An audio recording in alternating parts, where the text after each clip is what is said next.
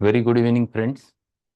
Meeting again in the session of Stuart Close Philosophy, and we have started discussing about the third year syllabus, the chapter number 7, that is the susceptibility, reaction, and immunity, where Stuart Close has tried his level best to explain the concept in a practical way so that the concept of dilemma, concept of potency and potency dilemma becomes very clear.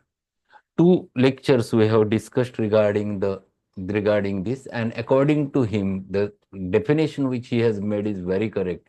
Susceptibility is nothing but an inherent capacity of the living things to receive the impressions and then react to that stimuli. And this is very clear cut definition with which he has started, and he tried to explain the concept in detail. In last lecture we have discussed certain aspects of it, that how this susceptibility we have to judge at the mental level as well as at the physical level in order to reach to the specific potency. So we were on page number 79, the two paragraphs which we have finished in last lecture. Let us start with the third one on the page number 79. The problem is one of the adjustment to the conditions.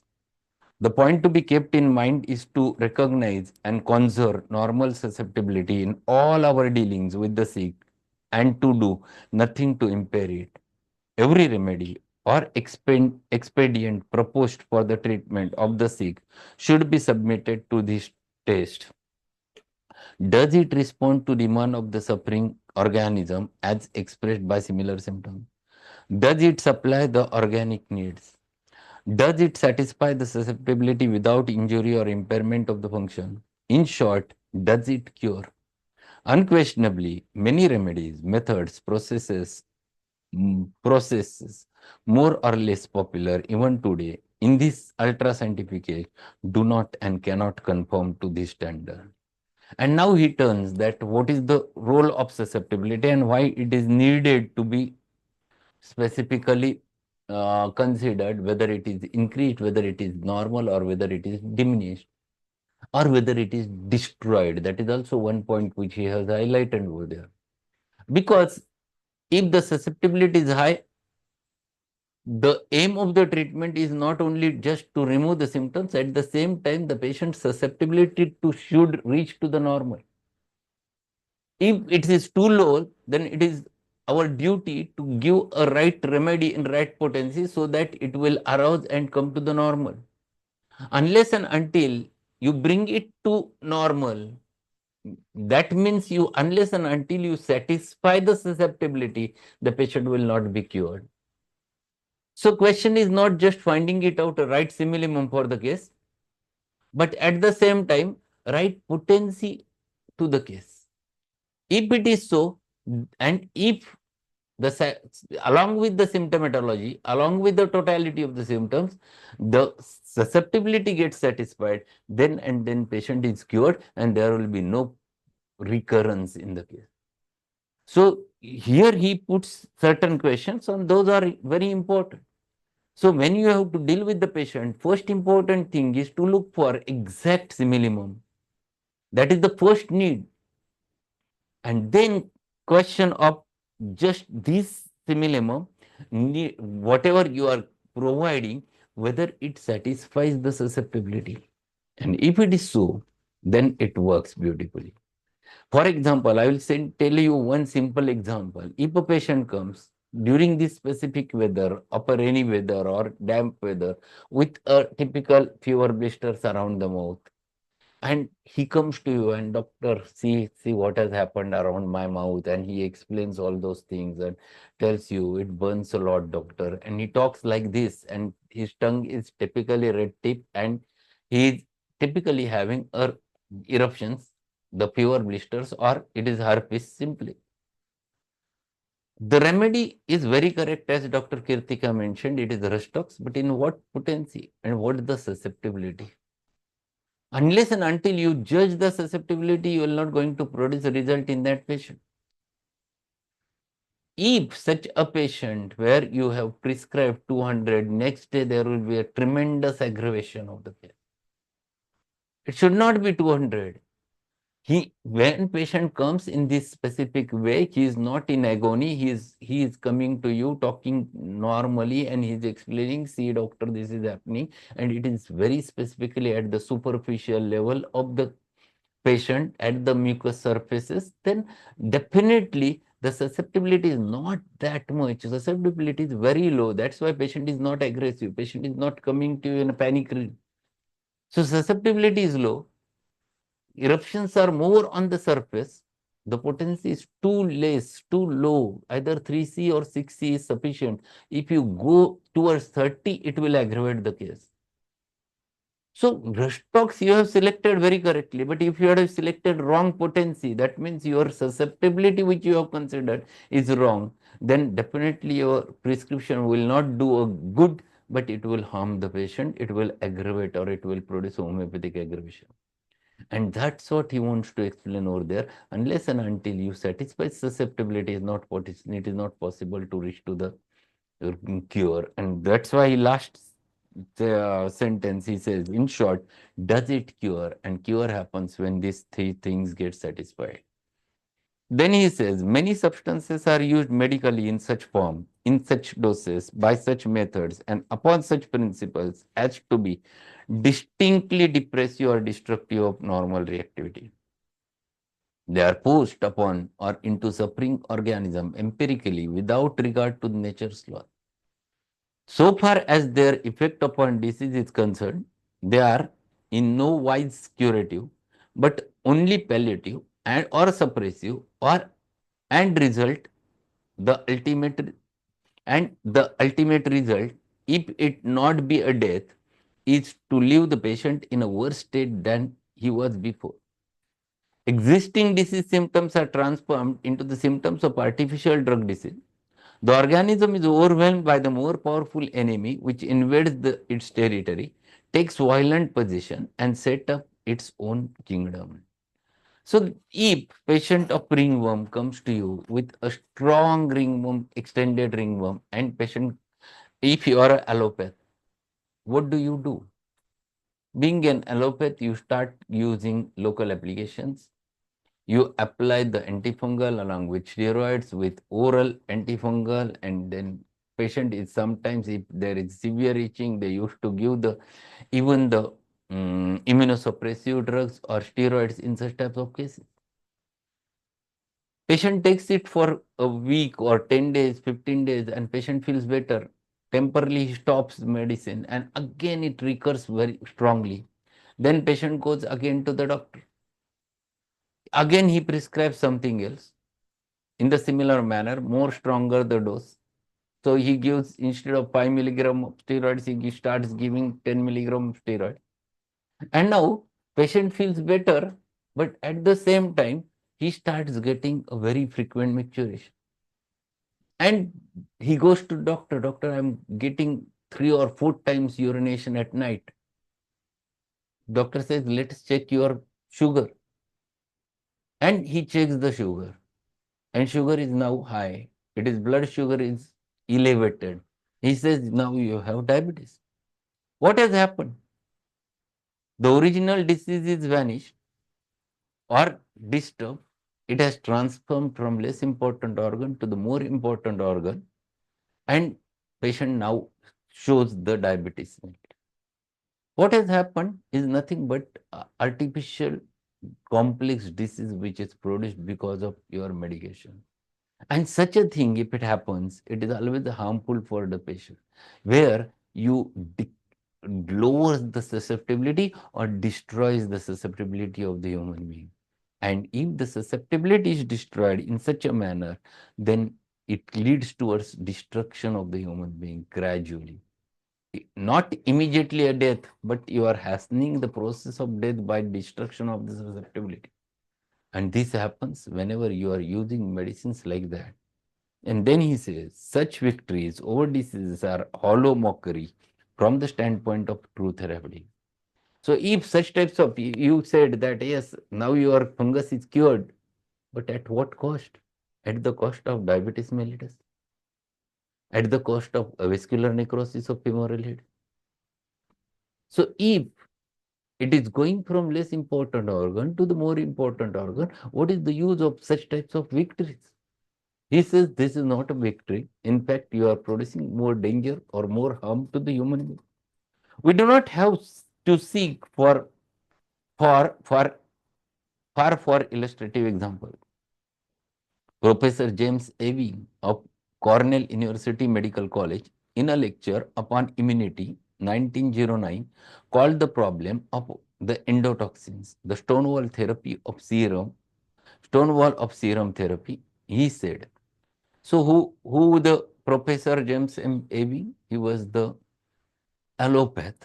He was from the very renowned university, that is the Cornell University of Medical College. And what he says about the serum therapy, just listen what he says.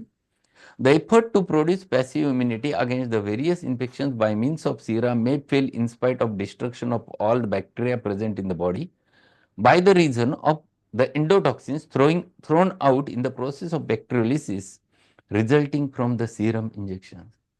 The action of the endotoxins of all kinds is similar. There is a reduction of temperature but an active degeneration of the organs, a status infectious.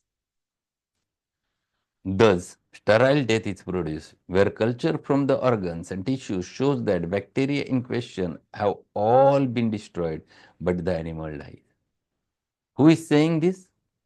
The person who is from the same pathy comments on the serums, and what he says that it will kill the bacteria at what cost? The organism is died. No use of using the serums because it never fulfills what is required for the patient. Temporarily you feel satisfied that it has killed the bacteria, but at what cost? The endotoxins which are produced because of bacteriolysis affect the human being, may affect his heart, may affect his central nervous system. And you have seen the results. The COVID vaccine which was prepared, and how many deaths have happened because of sudden myocardial infarctions. No one considers that this might be because of such a thing. If it is so, then still we are not understanding what is the need of the patient. We are still not accepting the reality and we are going with the same direction. He further says this problem of endotoxins is at present the stonewall of serum therapy. Professor Ewing cited the case of a patient who received injection of millions of killed gonococci for gonococcic septicemia. The temperature came down to the normal, but the patient died. He continues, an animal whose serum is normally bacteriolytic may, on immunization, lose this power and bacteria living in the serum but not producing the symptoms. So he is explaining the whole theory behind failure of serum therapy. At the same time, he is explaining over there that this may sometimes happen that bacteriolysis can occur, but even the person never remains alive. Then what is the use of it? If it is not able to cure or if it is not able to remove the things as a whole, it was not of any use. If your aim is to kill the bacteria and not to cure the patient is not useful. Your aim should be to cure the patient and not to kill the bacteria. This is a big difference one has to think. And this is not Close is saying, this is not Hahnemann is saying, this is what is said by the one of the epochal figures in the field of allopathy. What he further says, see, this is next paragraph, one must understand very clearly why we should not use the vaccines and what it causes. Thus, rabbit serum is normally bacteriolytic to the typhoid bacillus, but rabbit is susceptible to the infection. If, however, the rabbit is highly immunized, the serum is no longer bactericidal and typhoid bacilli living in the serum, but the animal not being susceptible to the infection, the animal dies. And who says that? This is the specific example which has been mentioned, or this is the specific illustration is given by a allopath who worked in the field of immunity. And this is the thing which happens many times.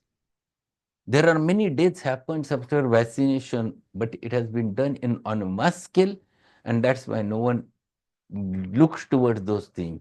But many times there are very dangerous problems which develop because of vaccinations. It seems, therefore, that the effort must be made in future to enable the tissue and the bacteria to lie together in peace rather than to produce a state where the serum is destructive to the bacteria. And what he says, Ewing, he says the effort should be made to live together the bacteria and that human being. Then and then there will be a synergistic relationship between them, and if it is so, then both of them will survive at the cost of health or at the cost of maintaining the health. And this effort should be done. This is what Ewing is saying. Earlier thought was to kill the bacteria. Now he's changing. He says that bacteria should remain at the same time human should remain. So these are the points which homeopathy has already taken into consideration while treating, and there is no remedy which kills the bacteria. There is no antibacterial, there is no antibiotic. There is no question of it comes. There is no analgesic. There is no antipyretic directly. Whatever is there, it works with the normal human reactions. These are strong and significant words from the highest authority on the pathology in America. In cases cited by Professor Ewing, we see the destruction, partial or complete, of the susceptibility of the normal power of the organism to react to the stimulus of either the sera or the bacilli.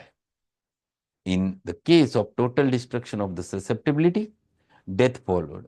The condition of the patient in whom destruction was only partial may be better imagined than described. A rabbit or a man whose fluids and tissues are in such a depraved or vitiated state that typhoid or other virulent organism live and thrive in them without producing symptoms, and who will no longer react to a powerful serum, it's not in a state of health to say the least. It is the condition which reminds us of sketching words of Jesus. O unto you, scribes and Pharisees, hypocrites, ye are like white speculars, which indeed appear beautifully outwardly, but within are full of dead men's bones and all uncleanliness. He has taken the reference from the Bible, what has been said. But what efforts you are doing at the periphery will not going to cure the patient at all. It will not settle the patient. It will only palliate. It will not cure. If the problem is at the center, if the problem is at the dynamics, and if you are treating the external material things, it will not going to work.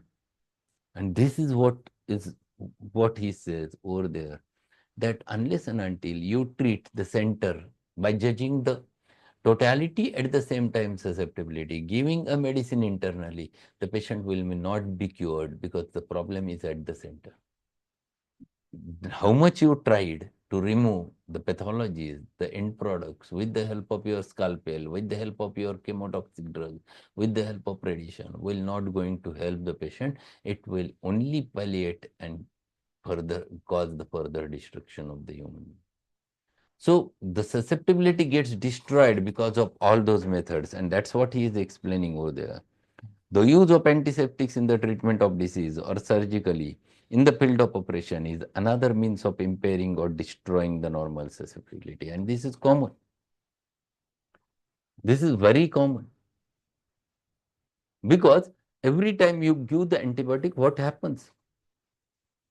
You are not using your own immunity against the antigens.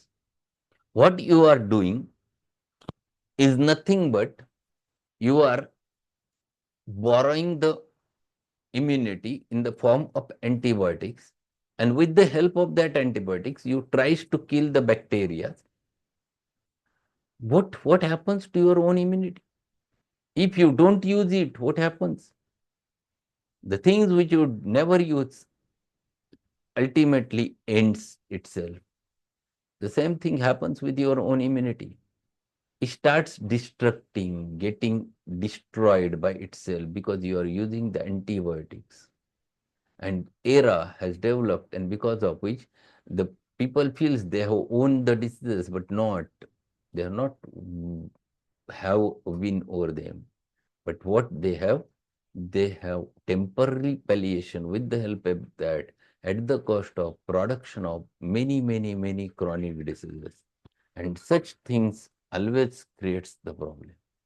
So this is what he explains over there. And further he says, articles have appeared in the leading medical journals of the dominant school, Boston Surgical Journal and the Therapeutic Gazette, in which it was pointed out that the use of antiseptics in the treatment of tonsillitis increased the inflammation, prolonged the disease, and retarded the convulsion. If you use the antibiotics, it increases the inflammation, it prolongs the disease and retarded the convulsions. What is convulsions? Is recovery period. It was explained that by the diminishing the number of bacteria in the crypts which were generating toxins, the period required for formation of requisite amount of antibodies was unduly prolonged. They had just waked up to the fact that the living organism, even if deceased, has some means of self-protection, and that other things being equal, the automatic formation of antitoxins and antibodies in the organism goes at about an equal pace with the generation of toxin. So what he is explaining, if you try to use the antibiotics in such types of cases, the normal immune reactions never happen. If the normal immune reactions never happens, it prolongs the phase of recovery. There is a need to produce original antibodies inside your body, and which never happens. If it never happens, the period for convulsions always gets prolonged. And this we don't understand. What do we feel that we have taken a tablet of pyretic or anti-inflammatory and temporarily, yes, I am relieved. But how much time? It is for time being till the it's it remains in your body. So it remains in your body for 6 hours, 8 hours, 12 hours. If it is time released, 24 hours. But ultimately, it when it has been thrown away from your body, it doesn't have any role. And if it doesn't have any role, it will not going to cure, or it will not going to make a permanent cure. And this is what he is saying over there, that susceptibility, unless and until you satisfy with the help of proper similimum, patient will not be cured. All the measures which are used in the field of allopathy, they fails because they palliate the thing, they suppress the thing, but never cures. So I think it's better to stop over here. Tomorrow we'll continue with this, and we'll, I think within 2 days we'll finish this chapter, the susceptibility, reaction, and immunity. So he's explaining the basics behind the susceptibility and what is the need of understanding susceptibility, the impression, the reaction, and then he's turning towards the immunity and how to build the immunity. So that's all for today. And today evening, we're going to meet again at 8:15 with the new group remedies. That is the carbon group will start in today's session at 8:15. Be there and learn the carbon group. Thank you. Thank you very Thank much, you, sir. sir. Have a good evening.